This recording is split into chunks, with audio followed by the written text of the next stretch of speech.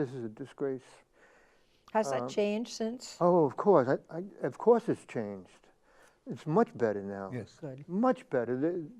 They get treated real, when they want to, if they want to go to school, they're treated real good. They're given the money to go to school, and they don't have to work, and a lot of them take advantage of it. It's different now. What do you think affected that change, the improvement? Who's responsible for that, Joe? Well, This is poor. Who's and now it's responsible better, is the veterans are responsible. yeah. Yeah. The The veterans. organization of the veterans groups and the transformation of the American public.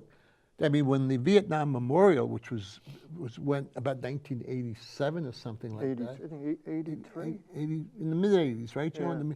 I mean, you know, that became a turning point, I think, because people going to that somber black Yeah. granite wall, walking and seeing 58,000 names on that. I remember I had one of my first students who went to Vietnam. He was 17 years old, Bobby Dorner. He came back after summer vacation, and he had his Marine Corps uniform on. He said, I'm going to Vietnam, Mr. Bilello. I said, Bobby, be careful. He said, oh, he was immortal. Don't worry about me, Mr. Bilello, I'll be fine. The letter came, the telegram came before Christmas, within 3 months. And when I saw his name on that wall, that was a moving, emotional experience. And nine of our boys from Lindenhurst didn't come home from that was my school, 9 of them. So little by little, people began to realize, you know, you could hate the war, but you have to honor the warrior. And that became a transformation, I think, in attitudes toward the Vietnam War.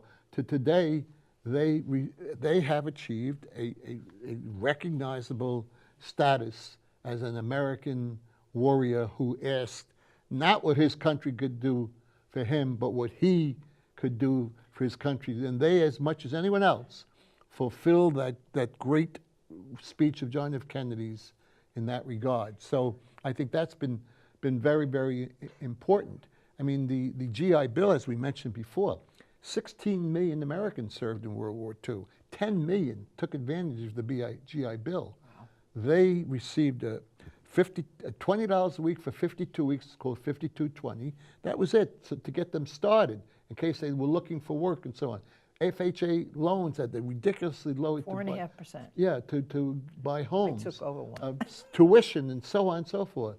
And I think finally the nation has realized that if, as of all people, Calvin Coolidge, you're not going to believe this, but Calvin Coolidge said, any nation that forgets its veterans will soon be forgotten itself. Mm-hmm. And I think that is the lesson that has to be learned. Do you think changing to an all-volunteer army made a difference? Does it made a difference? Yes, it's made a difference. Because the war, or the service in the war, because it's not universal, people could just ignore the war. And if they want to ignore the warriors, and that's what's been going on. So we've been taking the same people, and they're mostly lower class, blacks, Latinos, and whites, and recycling them in and out of our endless wars, and they're getting killed, or they're getting catastrophic wounds, or they're getting post-traumatic stress, or Gulf War syndrome from exposure to all kinds of chemicals. So we're basically destroying this generation, and the other people that don't go in, they don't care about it. They really don't. They're care. Disengaged. Most of the American population is disengaged from. They are. And The so they call everybody a hero. Everybody that serves, and that's ridiculous. And but those men and women that serve, they are the best. They are the best. You know, they don't make the wars, but if their government says go here and they're in the army or whatever, they go. You know, they do it. They do what they have to do. But people don't understand that, like, something about service. When people come up to me and say thank you, they thank me for my service. Mm-hmm. Sometimes I want to say to them, you know, you don't have an effing clue what my service was about. I didn't serve our country. I didn't serve our country. All I did was serve with other Marines. That was my service, being there with Marines and trying to keep each other alive. That was my service, not my country. And that feeling came about not too long ago, that I realized that, even though I knew the Vietnam War was a lie, but the service really was to one another.